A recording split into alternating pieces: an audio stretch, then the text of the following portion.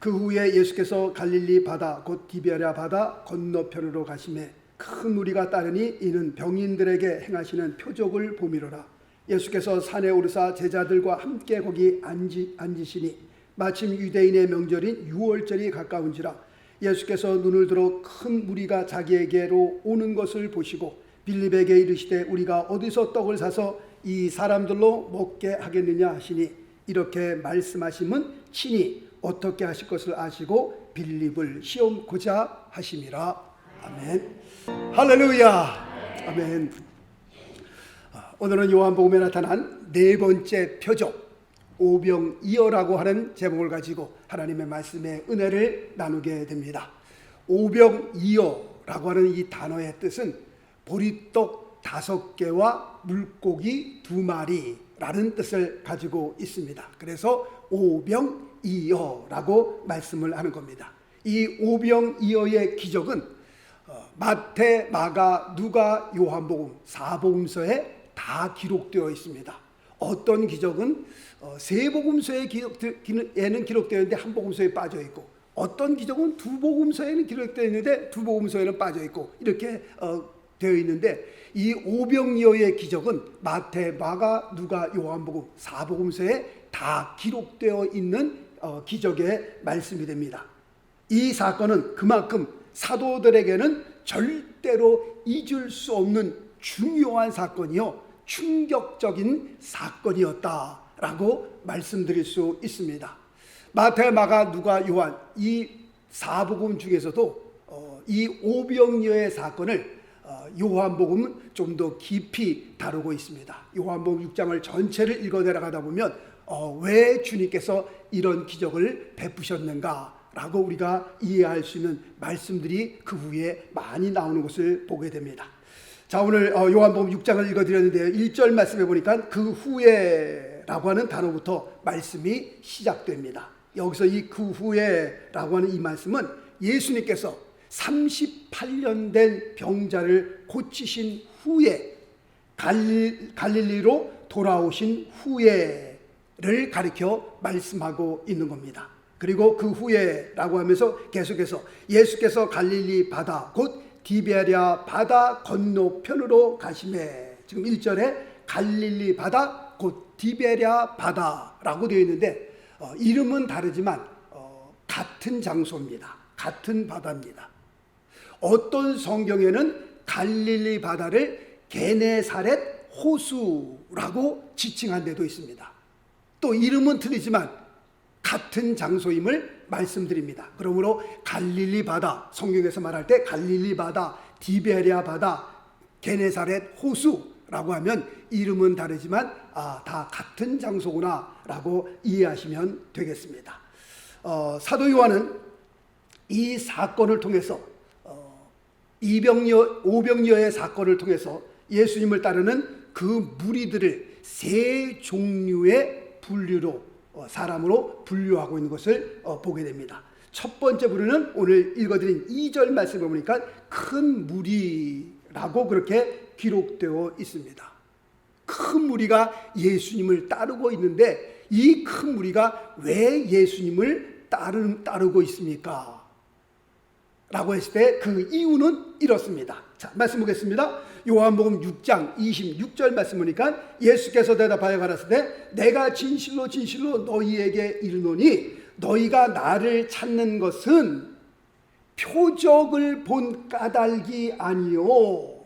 지금 이 큰 무리는 표적은 관심 없습니다. 예수님께서 어떤 표적을 이든지 그것은 관심이 없습니다. 예수님을 따르는 이유가 어디에 있습니까? 떡을 먹고 배부른 까닭이로다. 먹는 것 때문에 예수님을 따르는 무리가 있었구나 라고 우리가 이해할 수 있습니다. 한국도 70년도 말까지만 하더라도 하루 벌어서 하루 사는 사람들이 꽤 많이 있었습니다. 그만큼 하루하루 한 끼 한 끼 먹고 사는 것이 정말 심각했습니다. 그것이 큰 문제였습니다. 그래서 지금도 기억하는 것은요, 예수 안 믿는 사람도 성탄절에는 교회를 갑니다. 왜 갑니까? 먹는 것 주니까, 선물 주니까 그 선물 받으려고 예수 믿지 않는 사람도 성탄절에는 교회 가던 그런 때가 있었습니다. 아마 예수님 당시 때에도 그렇게 어려웠던 사람들이 있었던 것 같습니다. 예수님을 따라다니면 무엇 주니까? 먹을 거 주니까 일단 한 끼 한 끼 건너뛰는 게 그게 큰 문제였거든요. 그러니까 예수님을 따르는 무리 가운데에 먹을 것을 주니까 먹는 것 때문에 따라다니던 무리들이 있었다라고 말씀을 드릴 수 있습니다. 이런 비슷한 일은 60년도 말 70년도 초 미국 이민 초기 때도 있었습니다. 무슨 말이냐면 일요일에 교회에 와야 한국 사람도 만날 수 있었고, 교회에 와야 한인 사회에 돌아가는 정보도 얻을 수 있었고, 그 다음에 직장도 소개받을 수 있었습니다.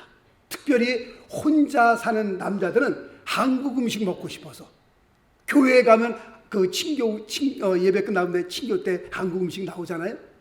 한국 음식이 그리워서 교회에 나왔던 사람들도 있습니다. 지금하고는 많이 틀리지만 70년도 초에는요, 길거리 지나가다 한국 사람 만나면 혹시 한국 사람이세요? 라고 물어보면서 인사할 때도 있었습니다.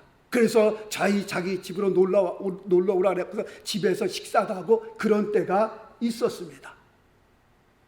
그러니까 70년도 초만 하더라도 그때 예수 믿지 않던 사람도 그때는 다 어디 갔어요? 교회당을 갔다니까요.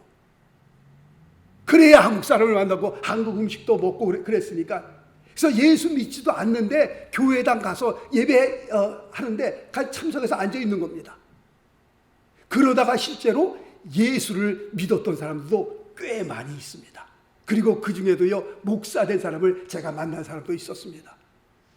장로 된 사람도 있었고요, 권사 된 사람도 있었고요. 그런 일들이 그때 당시에 일어났었습니다. 하여튼 큰 무리들이 왜 주님을 따라다녔느냐? 먹을 주니까, 먹는 것 때문에 따라다니던 그런 시대가 있었습니다. 자, 두 번째 말씀 봅니다. 요한복음 6장 2절 말씀 보니까 큰 무리가 따르니 이는 병인들에게 행하시는 표적을 봄이라. 지금 사도 요한은 예수님을 따라다니는 두 번째 무리는 어떤 무리였느냐? 예수님께서 병자들을 고치며 기적을 행하는 그 일을 보기 위해서 따라다니는 무리가 있었다라고 기록하고 있습니다. 오늘날에는 매직쇼가 있잖아요. 매직쇼도요, 옛날 그 요술 부리는 거하고 요즘하고는 차원이 많이 틀리죠. 요즘에는 정말 매직쇼를 보면요, 눈이 정말 뒤집힐 정도로, 그 눈 앞에서 이 매직쇼라고 하는 것이 눈속임 아니겠어요? 다 진짜로 일어나는 게 아니라 다 눈속임인데 정말 앞에서 보는데도 속아 넘어가잖아요. 신기하죠. 지금도 제가 잊을 수 없는 건요, 그냥 길거리 이렇게 지나가다가 사람들을 다 불러 모아요. 자기가 쇼를 하게. 그러니까 사람들이 막 모이잖아요. 그러니까 그 카드를 딱 꺼내갖고서 여러 장이 있잖아요. 거기다가 사인을 하라는 거예요. 어떤 사람이 거기다 별표 사인을 이렇게 합니다. 그러니까 그 카드 가운데 별표 사인한 그 카드는 그거 한 장밖에 없잖아요. 그리고 어떤 사람은 거기다 자기 사인까지 하라니까 그 세상에 하나밖에 없는 카드입니다. 그런데 그 카드를 들고서 이제 상점이 앞에 있어요. 이제 유리창이 이제 있고, 그 다음에 문이 이제 들락날락하면서 들어가는 나오고 하는 문이 있고, 근데 이렇게 유리창이 있는데 그 유리에다가 그 카드를 집어 던지는 겁니다. 이렇게 사람들이 다 보는 앞에서 탁 집어 던지는데 다 떨어지죠. 맞고서 다. 그런데 하나가 딱 카드가 걸려 있단 말이에요. 그런데 그 카드가 밖에 걸려 있는 것도 아니고 어디 안에 걸려 있어요? 유리창 안에 걸려 있는 거예요. 그런데 들어가서 그 카드를 꺼내보니까 그 사람이 사인한, 별표한 그 카드란 말이에요. 안 신기해요? 그런 거 갖고 목사님 신기하다고. 저는요, 잊을 수가 없어요. 야, 그거 참 신기하다. 아니, 어떻게 이런 일이 일어날 수 있을까? 더 신기한 거는요, 무슨 과일을 갖고서 오렌지라서 오렌지를 거기다 잘라 갖고서 무슨 카드에다가 사인한 다음에 그 오렌지에다 거기다 집어넣습니다.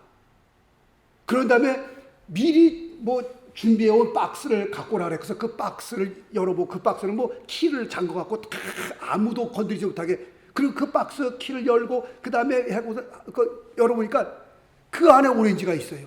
그 오렌지를 빼보니까 그 안에 그 사람이 사인한 카드가 그 안에 들어있대. 야, 요즘에 매직쇼는요 정말 앞에 보고 있으면서 당한다니까요. 그게 진짜겠어요? 다 눈속임이죠. 그런데도 그 쇼가 막 그냥 매직쇼 한다면 사람들이 모여드는 이유가, 야, 사람의 그 눈속임을 그렇게 기가 막히게 하기 때문에 사람들이 모여듭니다. 하여튼 매직쇼 한다면 사람들이 모여들어 구경합니다. 아마 이때도 예수님 당시 때에도 그랬던 것 같습니까? 그랬던 것 같습니다. 하여튼. 그러나 틀린 것은 매직쇼는 사람의 눈을 속이는 거지만 예수님께서 하시는 그 행적은 진짜죠. 이거는 진짜. 그러니 얼마나 더 흥분되고 얼마나 더 재밌겠어요. 예수님을 따라다니는 그 큰 무리 가운데 한 무리는 이 매직쇼를 보기 위해서, 예수님께서 행하시는 그 이적을 보기 위해서 따라다니는 무리가 있었다는 겁니다. 정말 신기하죠. 그 자리에서 막 안진뱅이가 일어나잖아요. 막 평생 걸어오지 못했던 그 안진뱅이가 예수님께서 일어나 걸어나가니까 걷고요. 한 번도 세상에 태어나서 한 번도 세상을 보지 못했던 소경이 예수님께서 기도하니까 그 눈이 떠서 세상을 보는 역사가 일어나고요. 죽어서 썩어져 냄새나는 그 시체가 예수님께서 명하시니 그 무덤에서 걸어 나오는 역사. 이걸 매직쇼와 비교하겠습니까? 이걸 어떻게 눈속임이라고 할 수 있겠어요? 눈속임이라고 해도 재밌는데 이거는 진짜 그 앞에서 산 역사가 일어나는데, 야, 오늘은 예수님께서 어떤 매직쇼를 하나, 야, 보러 가자. 그래서 큰 무리 가운데 한 무리는요, 예수님의 그 기적을 보기 위해서 따라다니는 무리들이 있었다라고 기록하고 있습니다. 그 다음에 마지막 세 번째 무리는요, 오늘 읽어드린 3절 말씀 보니까 제자들이라는 단어가 나옵니다. 예수님을 따라다니는 무리 가운데 세 번째 무리는 제자들이었습니다. 여기서 제자들이란 말은 예수님을 믿고 따르는 사람들을 가리켜 제자들이라고 말씀하고 있습니다. 하나님의 말씀에, 주의 말씀에 은혜를 입고 구원받아 하나님의 나라를 소망하는 자들, 이 자들을 제자들이라고 말씀하고 있습니다. 베드로도 그렇습니다. 베드로도 예수님을 만난 후에 이런 고백을 합니다. 자, 말씀 봅니다. 요한복음 6장 68절에서 69절 말씀 보니까 시몬 베드로가 대답하되 주여 영생의 말씀이 계시매 우리가 누게로 가오리이까? 우리가 주는 하나님의 거룩한 자신 줄 믿고 알았삼나이다. 예를 들면 그렇습니다. 그 많은 무리들 가운데 이 세 번째 무리들은 제자들이라는 무리들이 있었습니다. 이 무리들은 주님을 믿고 섬기며 하늘나라를 소망하는 그런 무리들이었다라고 말씀드릴 수 있습니다. 하여튼 첫 번째, 두 번째 무리는 먹는 것과 표적에 관심이 있어서 예수님을 따라다니던 무리였었고, 세 번째 무리는 생명의 양식과 하나님의 나라를 사모하는 마음으로 예수님을 따라다녔던 무리였다라고 말씀을 드릴 수 있습니다. 하여튼 유대인의 명절인 유월절이 가까워오는 이때에 이런 세 종류의 무리가 예수님께서 몰려오는 것을 예수님께서 보시면서 빌립에게 이렇게 말씀합니다. 이때 예수님께서 빌립에게 이렇게 물어보십니다. 우리가 어디서 떡을 사서 이 사람들로 먹게 하겠느냐? 예수님께서 이렇게 물으실 때에는 다 이유가 있어서 그렇게 물어보신 겁니다. 다른 성경에서는 이 똑같은 사건을 이렇게 기록하고 있습니다. 자, 말씀 볼까요? 마태복음에서는 15장 32절에 이렇게 기록합니다. 예수께서 제자들을 불러가라사대 내가 무리를 불쌍히 여기노라. 저희가 나와 함께 있은지 이미 사흘임에 먹을 것이 없도다. 길에서 기진할까 하여 굶겨 보내지 못하겠노라. 똑같은 사건을 마태는 이렇게 지금 기록하고 있는 겁니다. 큰 무리가 예수님과 지금 며칠 동안 같이 있었어요? 사흘 동안 같이 있었어요. 사흘 동안 같이 있는 동안에 물론 말씀도 들었을 것이고 병든 자를 고치는 것도 보았을 것입니다. 예수님과 사흘을 정신없이 보내는 동안에 이젠 집으로 돌아가야 할 시간이 되었습니다. 그런데 사흘을 굶었으니 예수님께서 큰 무리를 볼 때에 걱정이 되셨던 겁니다. 지금 이 사건을 보면서 깨달은 것은, 기독교는 우리의 영혼에만 관심이 있는 것이 아니구나 라는 것을 우리가 깨닫게 됩니다. 성경은 우리의 영혼만 구원받았으면 우리의 삶과 우리의 육신은 어떻게 되든지, 죽든지 살든지 굶어 죽든지 상관없다, 병들어 죽든지 상관없다 라고 성경은 그렇게 말하고 있느냐? 절대로 그렇게 말하고 있지 않습니다.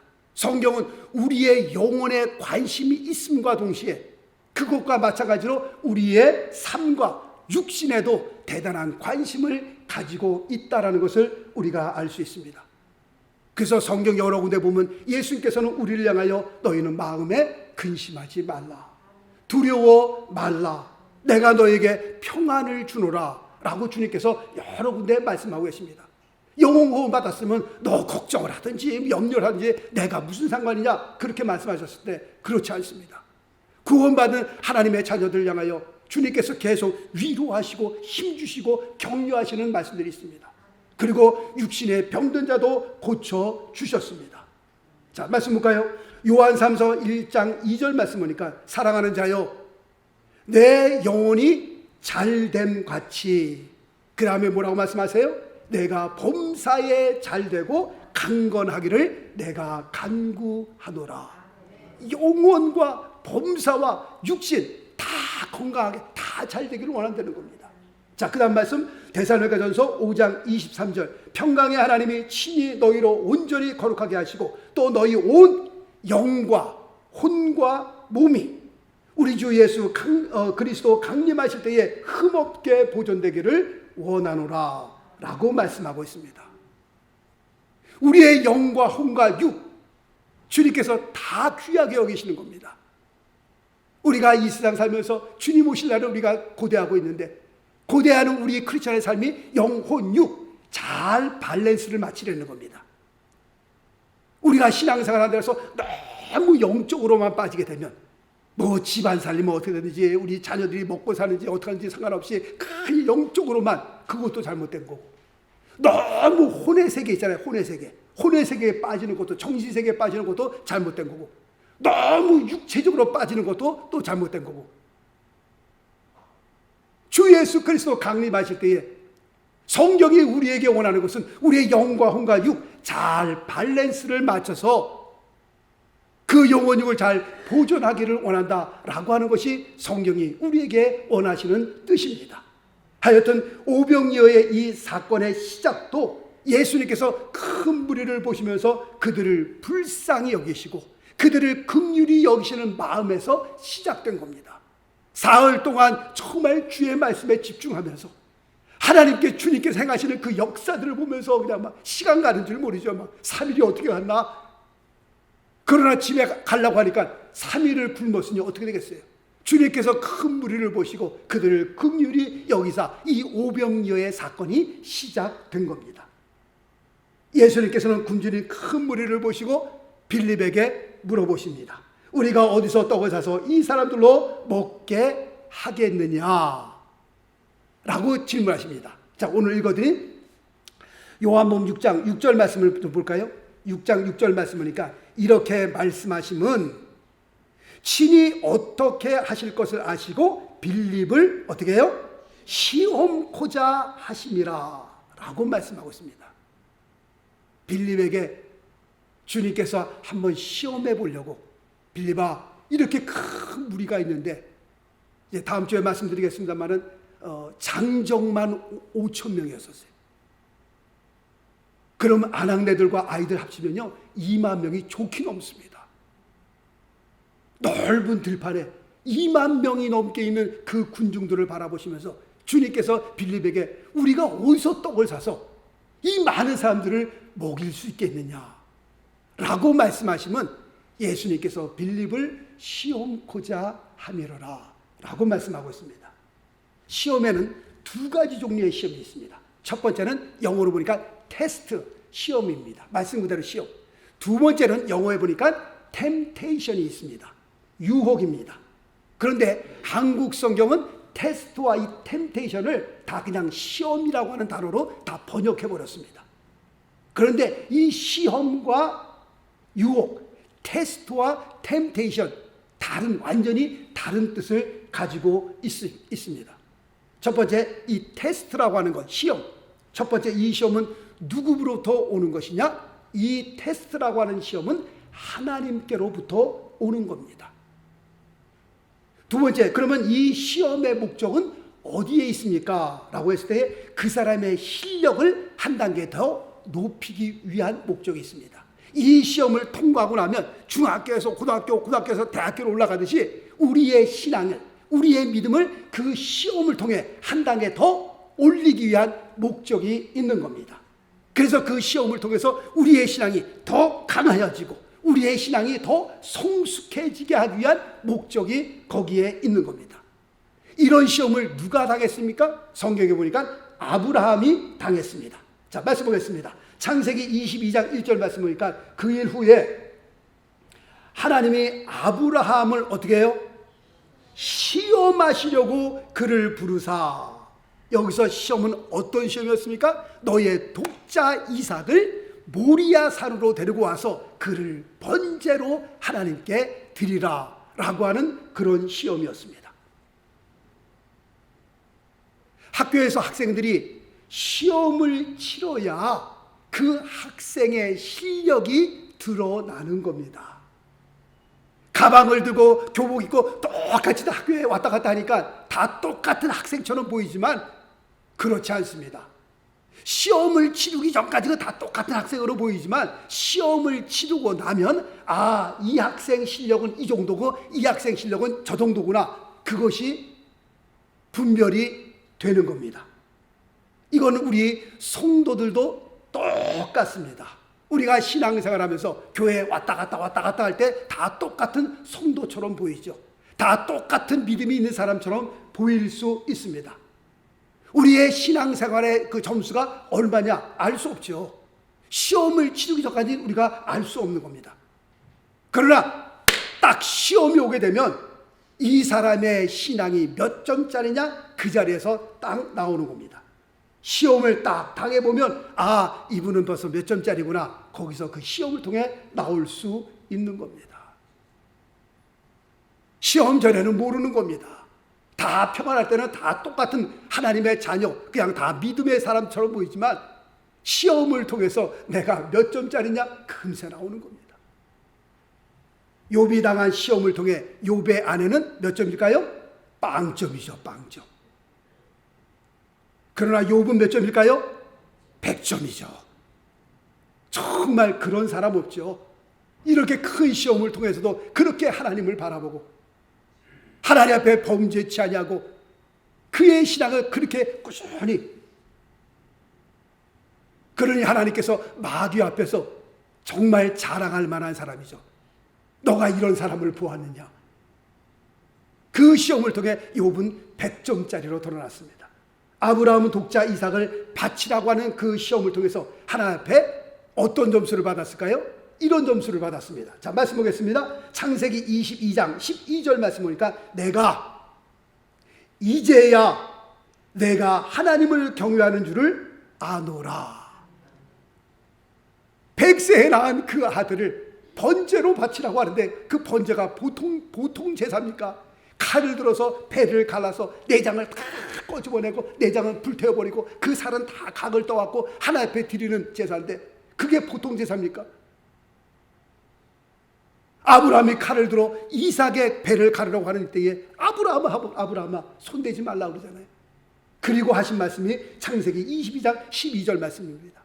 그 시험을 통해 아브라함의 신앙은 몇 점? 100점짜리구나.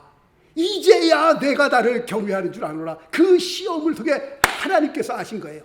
그래서 창세기 12장에 약속하신 그 약속의 말씀을 그때 당시에 창세기 22장에서 다시 한번 컨펌하고 있습니다. 다시 한번 확인하고 있습니다. 그 시험을 통해 아브라함은 100점짜리 신앙인으로 드러난 겁니다. 자, 말씀 보겠습니다. 야고보서 1장 12절 말씀 보니까 시험을 참는 자는 복이 있도다. 이것은 테스트입니다. 하나님께서 우리를 시험하는 그 시험입니다. 이것에 옳다 인정하심을 받은 후에 주께서 자기를 사랑하는 자들에게 약속하신 생명의 멸관음을 얻을 것임이니라 라고 말씀하고 있습니다. 그러므로 하나님께로부터 오는 그 테스트, 그 시험은 우리의 신앙을 한 단계 끌어올리기 위한 시험입니다. 자, 두 번째 테스트가 있습니다. 두 번째 시험은 템테이션, 유혹이라고 말씀드릴 수 있습니다. 이 시험은 누구로부터 오는 겁니까? 마귀로부터 오는 겁니다. 마귀로부터. 이 시험의 그런 목적은 어디에 있습니까? 우리가 믿음에서 넘어지게 하고, 그리고 다시는 일어서지 못하게 아주 밟아버리려고 하는 목적이 거기에 있습니다. 우리를 타락시켜 완전히 죽여버리려고 하는 그 목적이 이 시험에 있는 겁니다. 이 시험에 빠진 사람이 누굽니까? 아담과 하와였습니다. 하나님께서 선악과를 따먹지 말라고 하는 그 하나님의 말씀을 거역하는 그 일이 어떻게 일어나는 겁니까? 마귀의 유혹을 통해서, 마귀의 시험을 통해서 선악과를 따먹는 일이 일어나게 되었습니다. 그 결과는 우리가 아는 것처럼 아주 비참한 결과입니다. 정말 한많은 이 세상,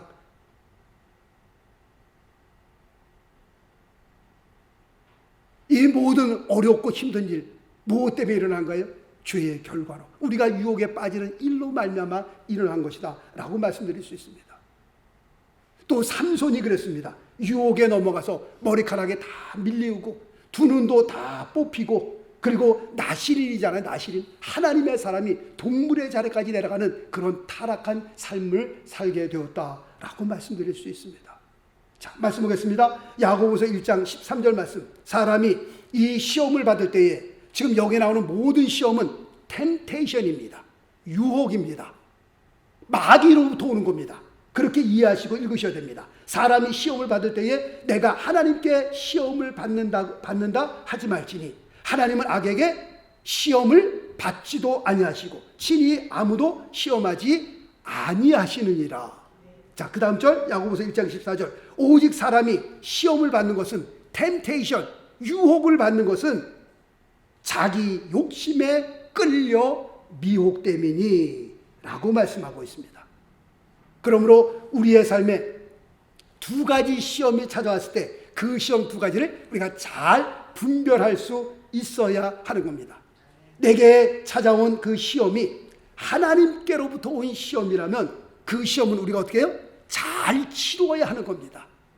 거기서 합격을 받아야 되는 겁니다. 그래서 아브라함과 욥처럼 그 시험을 통해 하나님 앞에 몇 점짜리로? 100점짜리 신앙인으로 우리가 인정을 받아야 되고요. 그 시험을 통해서 우리의 신앙은 맨날 초등학교 수준에 머물고 있었는데 이제는 중학교 수준으로 올라가야 되지 않겠어요? 그 시험을 통해서 이제 중학교에서 고등학교로 올라가야 되지 않겠습니까? 날마다 맨날 그 자리만 걷고 있는 우리의 신앙이었었는데 하나님께서 우리의 신앙을 업그레이드 시켜주시기 위해서, 우리의 신앙을 올리시기 위해서, 더 성숙하기 위해서 이 시험을 당하게 하시는데 그 시험을 잘 치러야 우리가 한 단계 올라가는 겁니다. 그 시험을 잘 치르지 못하면 늘 그 자리에 있는 거예요. 늘 그 자리에 머물러 있는 겁니다.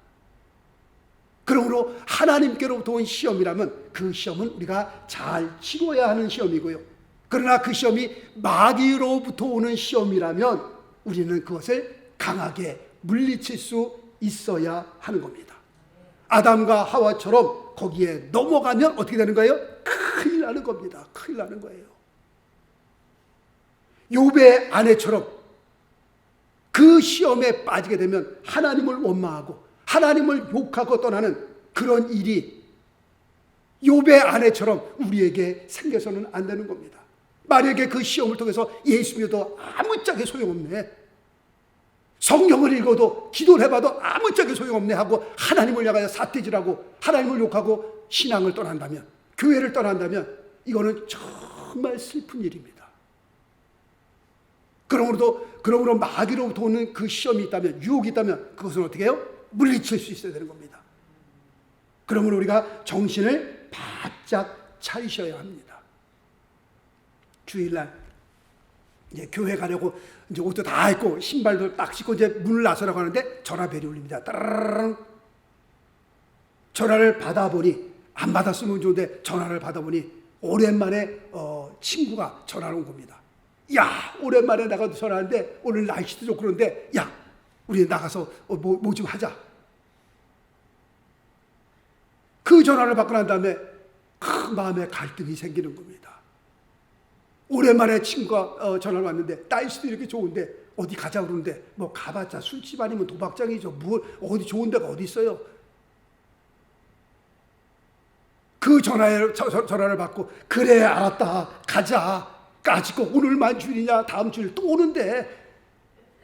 그래서 넘어간다면 이거는 시험입니까 유혹입니까? 이거는 유혹입니다. 이건 유혹. 이거는 물리칠 수 있어야 되는 겁니다. 아니야, 아무리 봐도 교회 가야지. 교회 가서 내가 1시간 예배 드리고 그 다음에 만나자. 그 다음에 보자. 잠깐 너 그 앞에 건너편에 빵집에서 커피 마시고 있어. 내가 금세 끝나고 갈 테니까.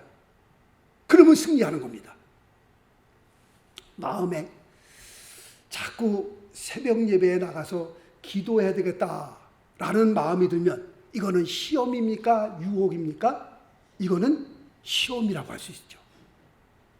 하나님께로부터 오는 시험을 또 잘못 분별해갖고 하나님께서 자꾸 새벽 예배에 나가서 기도하라는 마음을 주는데 나사렛 예수 이름으로 물러갈지어다 떠나갈지어다 어디 내게 이런 마음이 들어. 그러면 되는 거야? 안 되는 겁니다. 그러니까 잘 분별해야죠. 하나님께로부터 오는 시험은 그걸 우리가 잘 치러서 100점짜리 신앙인으로 우리가 한 단계 더 업그레이드 해야 되는 거고요. 마귀로부터 오는 시험이라면 나사렛 예수 이름으로 물러갈지어다.